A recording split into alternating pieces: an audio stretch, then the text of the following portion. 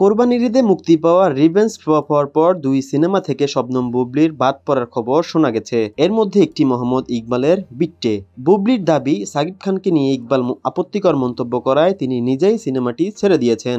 এমন দাবি করায় বুবলিকে ফের খোঁচা দিয়েছেন অপু বিশ্বাস। সম্প্রতি দেওয়া একটি সাক্ষাৎকারে অভিনেত্রী অপু বিশ্বাস বলেন, বুবলি ছবি থেকে বাদ পড়ে সাকিবকে দেওয়াল হিসাবে ব্যবহার করার চেষ্টা করছে। ছবি থেকে বাদ না পড়লে সাকিব খানের প্রতি দরদ দেখানো এমন কোনো বাক্য ব্যবহার করতেন না। আসলে সবখানে সাকিব খানের নাম মুখে নিয়ে উনি ক্লান্ত হয়ে গেছেন।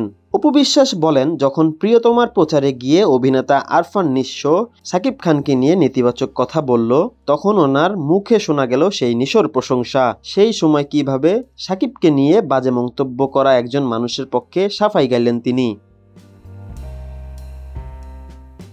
যদিও অপু বিশ্বাসের এসব মন্তব্যের এখনও কোনো জবাব দেননি বুবলি। এই দুই নায়িকাই ঢালিউড সুপারস্টার সাকিব খানের প্রাক্তন স্ত্রী। অভিনেতা প্রথম বিয়ে করেন অপু বিশ্বাসকে, এরপর বুবলিকে। দুই সংসারে রয়েছে দুটি পুত্র সন্তান, বড় ছেলে আব্রাহাম খান জয় এবং ছোট ছেলে শেহজাদ খান বীর। দুই স্ত্রীর সঙ্গেই হয়ে গেছে সাকিবের ডিভোর্স, তবে সন্তানদের খেয়াল রাখেন এই অভিনেতা।